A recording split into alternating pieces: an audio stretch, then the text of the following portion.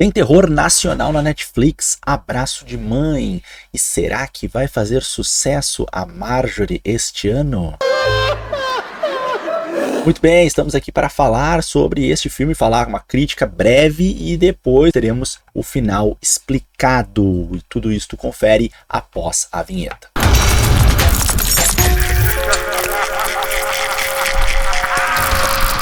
Muito bem, vamos falar de Abraço de Mãe. Eu que fui aí enganado pela sinopse da Netflix, porque lendo aquela sinopse do streaming, parecia ser apenas uma grande e dramática história de um resgate dos bombeiros, mas não, tem muito mais do que isso. Porque a gente tem um horror aí sobrenatural, um drama, então muita coisa envolvida e olha, devo dizer que eu gostei bastante. Claro que a gente sabe, infelizmente, que as produções de horror, de terror no Brasil, elas são extremamente escassas e, enfim, tem uma série de fatores que levam a isso, né? Dificuldade de conseguir financiamento, não tem aí um histórico grande por trás, então é um gênero que ainda tá talvez aí embrionário no Brasil, e eu torço muito para que dê certo, porque a gente gosta de acompanhar terror e a gente, claro, torce pelo cinema nacional, mas a gente sabe que ainda tem uma caminhada aí para vencer obstáculos, e o filme, é claro,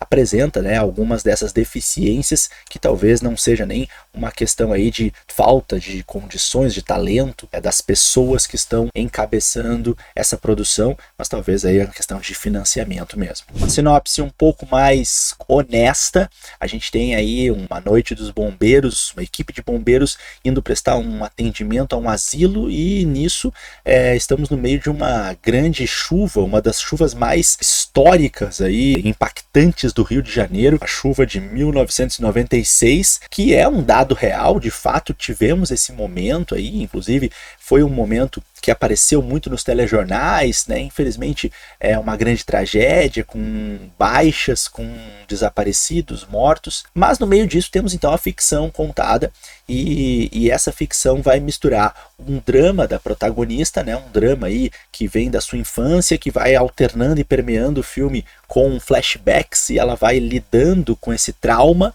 também vai trazer a questão, é claro, do salvamento, mas o foco do filme vai ser aí essa dualidade entre o interno da protagonista e o que está acontecendo de misterioso nesse asilo, né? Nesse dito asilo, que a gente vai aos poucos percebendo que não é bem isso que é o local. E a gente tem um tipo de filme aí que lembra muito o terror de Lovecraft, de H.P. Lovecraft, esse horror cósmico que vai trazer essa ideia do sobrenatural, que vai criar mistérios e não vai dar muitas respostas, que vai deixar o nosso subconsciente, a nossa criatividade, e vai trazer aquele terror claustrofóbico, psicológico, de não saber o que está acontecendo, que eu gosto muito e acho que é uma ideia genial. Eu só não sei se o filme consegue acertar bem quando ele mistura um drama interno da protagonista com esse mistério que é algo externo, né? Esse sobrenatural, isso que vem de fora. Acho que essa combinação, eu não sei se ela conseguiu aí dar um match, ter uma boa sincronia. Mas eu gostei bastante, acho que para uma produção nacional, eu acho que tá bem demais. Eu fico muito feliz de ver essa proporção na Netflix desse filme e, bom, Marjorie este ano, mais uma vez, entregando uma atuação de milhões, acho que foi bem demais, tá? Então essa é a minha visão, e a minha nota para esse filme é nota 7, eu acho que é uma boa nota, e um filme aí que tem um potencial interessante, eu recomendo. Bom, nós vamos falar então agora do final explicado, não só o final, mas vamos explicar alguns mistérios do filme. Então a partir de agora é com spoilers esse vídeo, estejam avisados, alerta de spoiler. Bom, a casa era um asilo de fachada, que na verdade o que acontecia lá dentro era que tinha uma seita lá que trabalhava com sacrifício de sangue, e se isso viesse a público, certamente o local seria interditado, né? Então precisava dessa fachada para que para os outros de fora aquilo lá funcionasse como um asilo. E os moradores, aqueles que se comunicavam de alguma maneira, né, para eles não estavam fazendo nada de errado. Eles estavam, na verdade, descobrindo uma verdade superior, elevada, que outras pessoas não tinham condições de compreender, né, não estavam evoluídos para isso ainda. Só que aquela menina, no entanto, que estava lá, ela não entendia o que estava fazendo lá, estava muito assustada e, obviamente, queria dar um jeito de fugir. Paralelamente a isso, a gente tem a história da Ana, né, desde o início, que aparentemente, pelos flashbacks que vão construindo a história dela, o que dá a entender? Que a mãe dela fazia parte da seita, né? Ou que a mãe dela, pelo menos, foi até um local onde a seita estava atuando, que é aquela boca da boneca do parque de diversões. Mas nada me tira da cabeça que a mãe dela fazia parte da seita, sim, e estava levando ela para fazer um sacrifício ainda por cima, né? Por quê? Porque, primeiro, a gente tem que a mãe dela dopa ela, né, diluindo aquele remédio no leite, que faz ela ter alucinações quando ela está ali no parque de diversões com a mãe. A gente vai ter nessa construção a partir dos flashbacks. E, é claro, quando ela está dentro da casa da boneca, lá daquela boca de boneca gigante, a gente tem as crianças fugindo, que o que significa isso, né? São as crianças realmente, né, tentando sair dali, porque é um lugar onde se fazem experiências, se fazem sacrifícios de sangue com crianças. Então as crianças estão fugindo dali. E ela tem aquela visão aquela espécie de útero amarelo flutuante com aquele líquido e com aquele vulto de um nenê lá dentro, né? Que dá a ideia ali do nascimento dentro da seita, desse certo nascimento ou renascimento espiritual, que mais pra frente isso vai ganhar mais sentido no filme, mas a gente já tem desde o início a mãe dela conduzindo ela até ali, né? Então, para mim, a mãe dela fazia parte da seita. E a gente tem então a morte da mãe dela recente, agora com ela adulta, e o espírito da mãe tentando uma última comunicação com ela e tentando trazer ela para a seita, ou para trazer uma mensagem para ela, ou porque acha que esse é o melhor para ela. Aliás, é legal a gente frisar essa mensagem, porque é a mensagem que aquele rapaz que está lá, Ulisses, eu acho, que é o que tem a filha, né, o que fala espanhol, ele então fala, um pai sempre quer o melhor para sua filha. Então, ele está dizendo no sentido ali de que um pai, uma mãe, né, sempre vai querer o melhor, mas nem sempre esse vai ser realmente o melhor, e nem sempre também os filhos vão querer a mesma coisa. Então a gente tem essa dualidade aí de interesses, cada um acha que sabe o melhor para os seus filhos e vai tentar trazer isso. Outro ponto importante da gente observar é que num dos flashbacks a gente vê a Ana, ainda criança, no colo de um bombeiro, após o episódio do incêndio, e nesse colo a gente pode ver na braçadeira ali do bombeiro que está escrito Dias. Então a gente entende melhor o comportamento do cabo, sargento Dias, né, daquele colega dela mais velho de trabalho. Foi ele que salvou ela quando criança, né? Então ele conhece melhor a história dela, e por isso que ele está no início do filme relutante para admitir a volta dela. Ele prefere que ela lide melhor com o luto da perda da mãe e fique mais um tempo no administrativo. Não é que ele é uma pessoa que não confia nela, que é malvado, é pelo contrário, ele quer proteger ela. Tanto é que depois ele fica na guarnição junto com ela o tempo todo perto, o tempo todo cuidando, protegendo, preocupado com ela, porque ele conhece a história dela desde pequena. E eu acredito que não apenas a mãe dela, mas outros personagens também eram espíritos, né? Não estavam materializados, encarnados ali no filme, porque é difícil de explicar, se não for assim, a presença, por exemplo, naquele primeiro local, quando eles ainda não estão no asilo, quando eles estão lidando com aquele carro que está energizado, e então a Ana vai por dentro ali daquele local para liberar o carro, e aí aquele momento que logo depois ela vai pisar naquela espécie de dente, né, aquele objeto pontudo que finca dentro do pé dela, quando ela vai atrás, né, de uma pessoa, ela enxerga ali um vulto, que é uma pessoa com o rosto pintado e que vai depois aparecer dentro do asilo, né? E no asilo a gente tem assim aquela sensação em vários momentos de que nem tudo que ela tá vendo tá acontecendo de verdade. Então acho que ali temos uma mistura de pessoas encarnadas que estão ali mesmo naquele suposto asilo, né? Que depois a dona Drica, a dona do local, diz que na verdade é um templo, mas também a gente tem ali, e difícil de diferir um do outro, eu entendo que tem também espíritos ali, inclusive esse homem com o rosto pintado que ela enxerga lá no início seria um dos espíritos. Outro ponto importante é no flashback inicial do filme, a gente vê que quando ela enquanto criança acorda com a mãe dormindo no meio do incêndio na casa, quando ela chega perto da chama, aparece, né, o que parece ser um tentáculo clássico da obra do Lovecraft, né, que parece que o filme bebe um pouquinho dessa inspiração, e a gente tem aquele tentáculo que vai chegando perto, ela não entende, e aquele tentáculo tentáculo toca na mão dela. E aí ela sente uma dor muito grande, depois a gente vê uma ferida enorme no braço dela, e depois, ela adulta, a gente vê ainda aquela cicatriz ali. Mais pro final do filme, é do braço dela que vai sair aquela primeira ligação, que parece ser daí o tentáculo, né, saindo daí de dentro do braço dela, se conectando ao fundo de um local no meio da água onde eles estão, que é como se eles estivessem fazendo uma espécie de renascimento ali, né? E ao mesmo tempo vai dialogar com a enchente, né? É como se eles tivessem caído no porão, e aí tem aquela água, que seria a água da chuva, para quem tem uma perspectiva mais cética, não acredita no sobrenatural, e ao mesmo tempo numa outra leitura, numa leitura mais mística, é como se eles estivessem conectados com um cordão umbilical, prestes a cortar esse cordão umbilical e, de certa forma, representar aí um renascimento.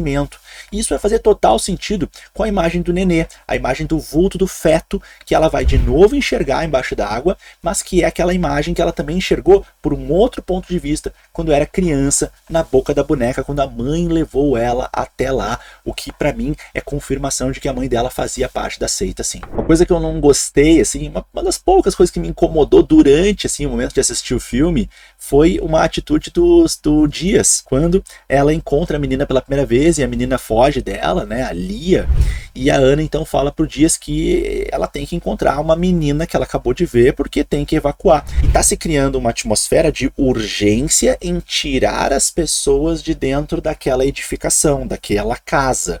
E aí o Dias, como um bombeiro experiente, juntamente com a Ana, bombeiros, qual é a função deles? Salvar vidas, né? O Dias vai dizer para ela, deixa essa menina aí que depois os pais encontram, nós temos que sair daqui agora. Esse foi um diálogo que eu achei extremamente incoerente por parte do personagem, né? Porque quando que um bombeiro vai dizer isso, né? Ainda mais uma criança? Não, justamente eles estão lá para tirar as pessoas de lá. Então é óbvio que eles têm que seguir atrás da menina e não bater em retirada, né? Pensando só na própria pele, isso não faz muito sentido. E a gente tem o Rock sendo um grande plot, né? Mas, na verdade, assim, eu acho que, de certa forma, era um pouco previsível que pelo menos um dos bombeiros teria relação com a seita, né? A gente começa a perceber ali, num primeiro momento, que ninguém chamou eles para essa ocorrência. Pode ficar no âmbito sobrenatural, afinal, a gente tem muito do sobrenatural e nem tudo vai ter resposta no filme, como a gente percebe, mas poderia muito bem ser uma armação de um deles, ou um deles ali está relacionado com a seita, né? E aí a gente descobre então que é o Rock, e de novo vem aquela máxima do querer o melhor para o outro. Quem está ali naquela seita acha que está fazendo a coisa certa e acha que trazer as pessoas que gosta para lá é ajudar essa pessoa a ascender, a evoluir, a ter uma mente mais evoluída, enfim, ele acha que ele está protegendo. Tanto é que ele fala isso para ela, né? Agora o que não faz muito sentido é tu querer proteger a pessoa à força, né? Enforcar ela e puxar ela para dentro, aí também é demais, né, galera? Não é isso, vê se tu te deu conta, né? Quem fez a falsa chamada foi o Rock que chega informando, olha, recebemos uma chamada, e essa chamada não existiu, na verdade ele inventou isso ali e falou para os colegas. E aí mais pro final do filme, então a gente tem a Ana conseguindo sair daquela água na qual ela estava junto com os outros, naquele ritual, que fique bem claro, né, eles mesmos dizem, né, principalmente o Ulisses, o pai da Lia, fala, né, nós esperamos muito por essa oportunidade dessa chuva sagrada e intensa que estamos recebendo hoje, então o ritual que eles precisavam fazer dependia dessa chuva, por isso que eles não queriam de forma alguma entrar nessa de evacuar ali o local como os bombeiros estavam propondo, muito pelo contrário, eles não podiam perder essa oportunidade na cabeça deles aí de colocar em prática um ritual importante para eles e assustador para a Lia. Mas então a Ana consegue escapar ali, a Lia tenta ajudar ela é puxada novamente ali pelo tentáculo que sai do pé dela, né? De novo aquele suposto cordão umbilical que não sai do umbigo, né? Não é umbilical, mas enfim, aquela conexão ali com o chão, uma espécie de raiz, e ela então vai cortar de novo esse cordão. Importante perceber que esse tentáculo, né, essa raiz, ele sai do pé dela, exatamente do pé que ela furou quando ela pisou naquela espécie de dente, né, naquela espécie de aquele objeto pontudo que parecia ser dessa seita. Então só para explicar de onde é que saiu, mas então ela vai lá e ela corta no sentido de romper aí essa conexão, e essa conexão de certa forma com a mãe dela também, quando ela confronta o espírito da mãe e diz para o espírito da mãe parar, né, de chamar ela. Então de certa forma ela vai lutar para romper com essas amarras e com esses traumas, e vai conseguir então escapar ali para um outro lugar junto com a menina. E a gente tem a cena final dela saindo ali, vislumbrando um céu céu agora sem a chuva, no fundo a gente vê lá o morro, o cartão postal do Rio de Janeiro, e então elas se abraçam ali, e a gente tem, é claro, né, consumado o nome do filme, mas que já vinha sendo consumado antes, porque a ideia, né, do abraço de mãe é o abraço que conforta, e a gente vê aí uma infância da Ana em que talvez ela não tenha tido esse abraço de mãe, ou pelo menos os últimos anos da vida dela, ela sentia falta disso, e a menina também, a Lia, que encontrou ela ali, né, a gente percebe que ela é criada pelo pai, e um pai, né, que não tá fazendo uma boa criação, tava cortando a filha num ritual ali, a filha tava apavorada, então a filha tava em sofrimento, as duas, né, a mais velha, Ana, e a menina, as duas mulheres, então, em sofrimento, se encontram ali e desenvolvem esse laço momentâneo de carinho, de confiança, o abraço de mãe se configura ali e se concretiza no final do filme para dar essa ilustração final. Mas algumas coisas me incomodam, claro, eu acho que a ideia é muito boa, só que as finalizações eu achei que ficaram subjetivas demais. Eu até gosto dessa subjetividade, da gente poder completar as lacunas com a nossa imaginação e com a nossa interpretação, mas acho que podia ter um pouco mais, sabe, porque eu acho que faltaram até elementos pra gente poder construir essa subjetividade. Por exemplo, o trauma com a mãe dela, não enxergo um movimento claro de rompimento, assim, que não vai daqui a pouco fazer ela continuar com esse trauma, seguindo a vida dela em frente depois. Eu não acho que ela teve uma conversa importante com o espírito, ou uma reflexão que fizesse ela entender, assim, um pouco mais do que ela passou, do que a mãe tá passando. Então, eu acho que não teve um desfecho mais concreto dessa relação entre ela e o espírito da mãe ou o passado dela. E ainda, o que mais também me incomoda é, assim, a gente não ter muitas explicações do que é essa seita, tá, isso até talvez não, mas principalmente o Mourão e o Dias, né, os caras sumiram sem explicação nenhuma, não se sabe o que aconteceu, para onde eles foram, principalmente o Mourão então saiu na chuva, não voltou mais e não se sabe mais o que aconteceu. Então isso eu acho que não precisava ser dessa forma, mas talvez seja só uma visão minha, talvez aí tu que tá me ouvindo nesse vídeo discorde e pense, não, legal assim, legal que deixou isso em aberto, eu gosto desses finais em aberto, talvez seja a escolha raciocinada dos criadores aí. Enfim, bom, já tá ficando um pouco longo esse vídeo, eu deixo aqui para vocês a minha opinião e a minha visão sobre o final, e é claro, te convido para se inscrever aqui no Nerdverso e acompanhar cada vez mais com a gente os vídeos. Deixa aqui nos comentários o que tu achou, gostou, não gostou, o que tu percebeu sobre esse final, faltou alguma coisa que eu me esqueci de comentar aqui, tô ansioso para ler teus comentários. Valeu, galera, até a próxima, tchau, tchau.